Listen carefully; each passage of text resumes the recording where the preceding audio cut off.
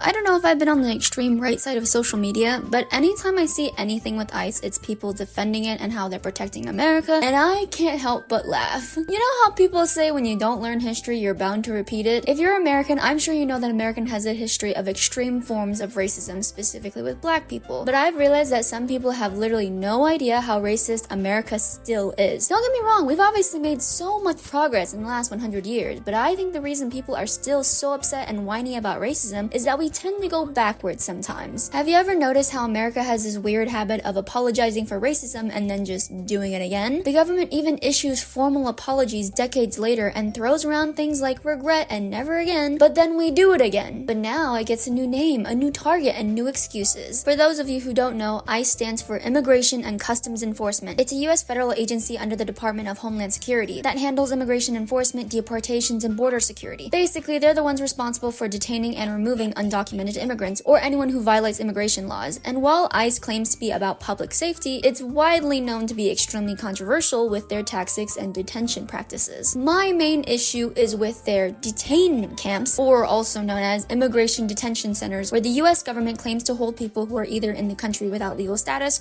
or have violated immigration laws. This includes asylum seekers, individuals pending immigration cases, and or people who have already been ordered deported. And despite what people might think, these are not holding cells for violent criminals, because the overwhelming majority of people detained by ICE haven't committed any actual crimes. And it's so incredibly frustrating as an Asian American specifically, because we've been through this before. During World War II, the US government forcibly relocated and incarcerated over 120,000 Japanese Americans in internment camps operated by the War Relocation Authority. And despite the official justification being based on security, it was pure racial profiling. These camps were located in remote areas with inadequate facilities and poor living standards. Families were cramped in makeshift barracks, often with no insulation, limited access to water, and barely edible food. Medical care was scarce, and many detainees died from preventable diseases due to the inhumane conditions. Originally, the internment was only supposed to target undocumented Japanese immigrants, but in practice, it swept up anyone who looked Japanese, which at the time basically meant any pale-skinned Asian person with monolids. It didn't matter if they were US citizens with legal documents. Roughly 2/3 of the internees were American citizens, but they were still stripped of their rights and freedoms because they were Asian, all for the safety of legal non-Asian Americans. Doesn't that sound familiar? Once in 8th grade, we had to do a project on any topic in American history. I chose Japanese American internment camps that I had to learn on my own since my history curriculum skipped over that part, I guess. But I failed that project because I kept calling them concentration camps because it wasn't as bad as Nazi Germany. Sure, technically they were called detention centers, but I didn't view them that way. We had detention centers at school where we would go to classrooms and handwrite dictionary definitions, but that was not even close to what these American Asians had to endure. These people were taken from their homes, they lost their businesses, got separated from their children, and the young women were raped in the camps and had to give birth in those conditions. If you take a group of people based on a trait they all share and concentrate them together in areas where they eat, sleep, and are treated like lesser humans, where all they do is work,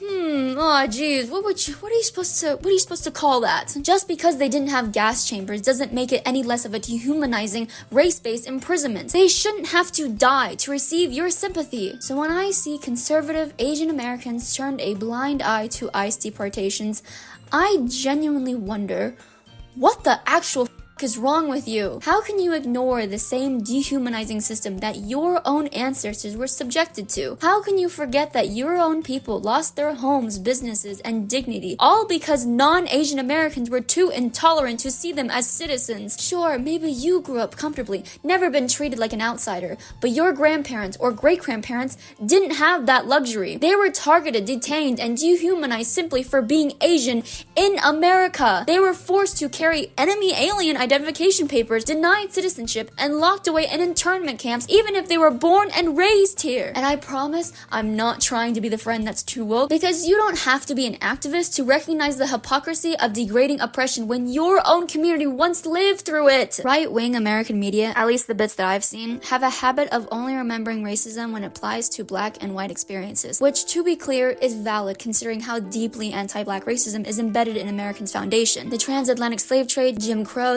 segregation, redlining, mass incarceration, which are all so crucial to understanding systematic racism in America. But racism doesn't just stop at black people. Just like how the US government bombed black towns like Tulsa and Rosewood, it also targeted and terrorized Asian, Latino, and indigenous communities. But these histories are so rarely discussed when the topic shifts to racism. There was a Chinese Exclusion Act of 1882, which was the first federal law to explicitly ban immigration based on race and ethnicity. Meanwhile, Korean and Vietnamese women were subjected to sexual violence and exploitation during the Korean and Vietnam Wars, and many later migrating to the US only to face racism, fetishization, and discrimination. In the 1920s, white mobs violently attacked Filipino farm workers in California, burning their homes and businesses during a series of anti-Filipino riots. Even if we aren't talking about East Asians, systematic racism has historically also affected Muslim and South Asian communities, like the US Patriot Act, passed just weeks after 9/11, gave law enforcement broad powers to detain and surveil individuals suspected of terrorism, and it heavily targeted Muslim and South Asian communities, leading to hundreds of detentions without due process. Or like in 2002, the National Security Entry-Exit Registration System was introduced, requiring male immigrants from predominantly Muslim countries to register with the government. Over 83,000 people registered, almost entirely from South Asian, Arab, and Muslim majority nations, and over 13,000 were deported, despite no evidence of terrorist activity. In the Great Depression, the US government carried out mass deportations of Latino workers, including US citizens, under the excuse that they were taking jobs. Families were rounded up, stripped of their rights, and forced out of their country simply for being brown. Indigenous women in the US and Canada face some of the highest rates of violence and disappearances, yet their cases are barely documented or investigated. In 2016 alone, there were 5,712 reported cases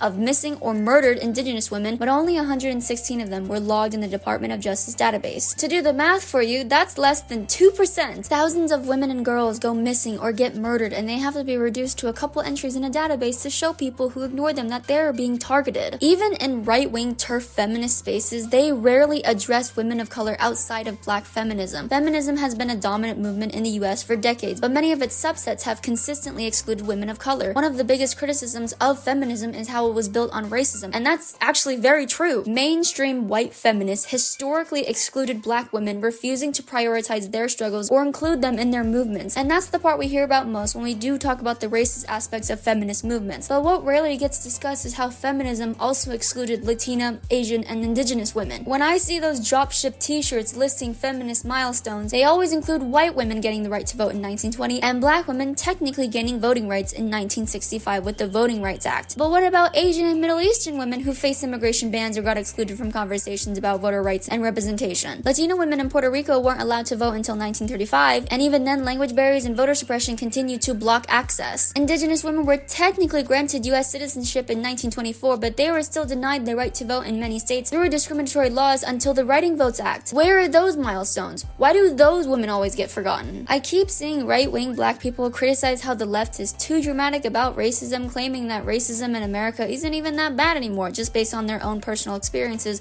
with white people being kind to them. Yes, I know that not all white people are racist, obviously, but individual kindness does not erase systemic oppression. It is such a larger issue than just individual experiences with white people. Yes, I know that white people can experience racism on an individual level. They can absolutely be mocked, hated, and stereotyped because of their race. A white person can be bullied by a group of people of color or denied opportunities by a racist employer, but that's interpersonal racism, not systemic racism. Systemic racism is baked into institutions that run the country, like when black people are more likely to be stopped, searched, and arrested by police even when they've committed no crime, or when Latinos are more likely to face wage threat and workplace discrimination but are less likely to have their cases investigated or receive restitution, or when Indigenous people face disproportionately high rates of police violence and murder but their cases are underreported and ignored by law enforcement, or when South Asians and Middle Easterns are still racially profiled at airports and surveillance under anti-terrorism policies despite having no criminal ties, or when East Asians were targeted in the pandemic-fueled hate crimes but those incidents were often downplayed by media or dismissed as random violence. White people do not face these systemic barriers in America. To be clear, I don't want them to, but there is no government policy, no legal framework, and no large-scale institutional practice that discriminates against them for looking white. Again, to be clear, I don't want white systemic racism to exist, but when white people face racism in America, it's an individual act of prejudice, not an deeply ingrained centuries-old system that impacts their safety, opportunities, and generational wealth. Racism against American white people is a response. That doesn't make it okay, but it's not to the same degree. Yes, I know there are obviously kind, compassionate white people who actively reject racism, but that doesn't negate the existence of systemic racism. White kindness doesn't dismantle white supremacy. It's entirely possible for white people to be good individuals while still benefiting from a system designed in their favor. I've seen black conservatives criticize the term people of color, claiming that liberal white people only use it because they're too afraid to just say black. And I know where they're coming from, because there are definitely people who use POC as a watered-down catch-all to avoid directly addressing anti-black racism. But in actual terms, people of color doesn't just mean black. It includes everyone who experiences racial discrimination, but doesn't fit into the black-white binary that dominates American conversations about race. It includes Asians, Middle Easterners, Latinos, indigenous people, mixed race people, and just basically all the groups who are so often treated as footnotes in racial discourse. When people keep excusing ICE raids and deportations for the sake of protecting Americans, they're not talking about all Americans. They're talking about white Americans. There were multiple reports of US citizens, mostly Latinos, being detained or deported simply because they were racially profiled. Despite being labeled as illegal immigrants or illegal aliens, most undocumented immigrants in the US are not criminals, at least not in the way that people often assume. Crossing the border without proper documentation is a civil violation, not a criminal offense. When you're accusing someone of something, you have to get your terms right. And I know right-wing people care about stuff like that because they care about false accusations against politicians, so they should care when politicians falsely accuse someone of being a criminal. It's supposed to be treated very similarly to failing to pay a parking ticket. It's illegal, but it's not criminal. The vast majority of undocumented immigrants don't enter illegally. They overstay their visas, which is a civil offense, not a crime. Sure, you can cherry pick the cases where undocumented immigrants do commit crimes, but the real data overwhelmingly show that immigrants, both documented and undocumented, actually commit crimes at lower rates than native-born citizens. Undocumented immigrants fill essential roles in industries that the country heavily relies on. Sectors like agriculture, construction, and hospitality are propped up by immigration labor, especially in states with large undocumented populations like Florida, California, and Arizona. Without them, farms would struggle to harvest crops, construction sites would fall behind, and hospitality industries would suffer. Despite their massive contributions, the conversation around undocumented immigrants is often framed as if they're only a drain on society, which is just wildly wrong. But the real issue isn't whether they contribute, because the numbers show they do. The issue is whether or not the common people are willing to acknowledge it, because yeah, the 1%ers already know that they do all the work. The reasons behind why people are getting deported is not out of safety, but out of money. Shocked? I hope not. Oh my god, the guy who said he was gonna make the rich richer is doing something cruel to make the rich richer?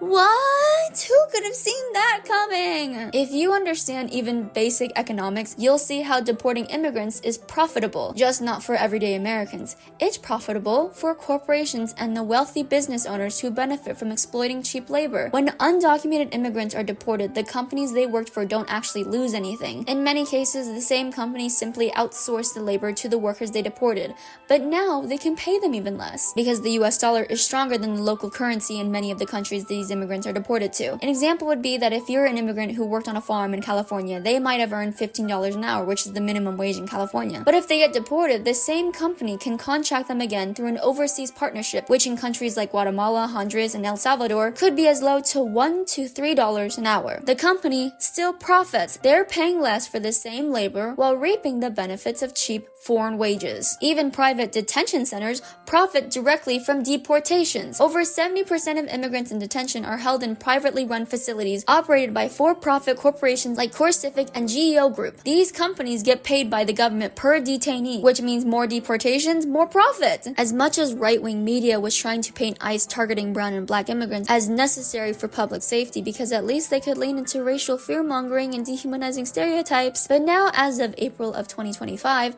ICE is targeting Canadians.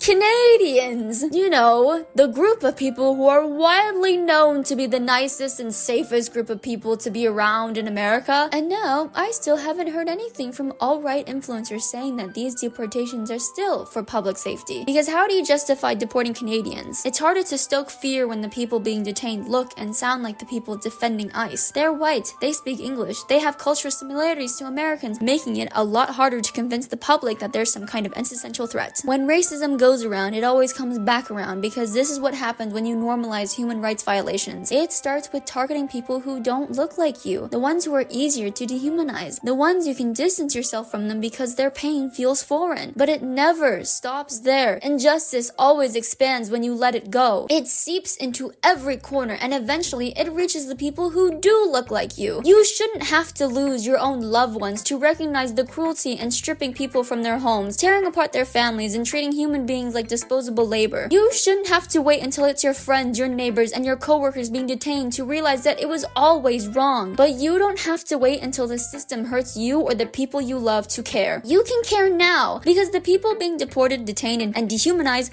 are already human, with families, with friends, with communities that could fall apart without them. And their suffering is real, even if it doesn't look like yours. Empathy shouldn't require proximity. You don't have to share someone's experience to recognize when they're being wronged. You just have to be willing to look. But I don't know, that's just me. Laters.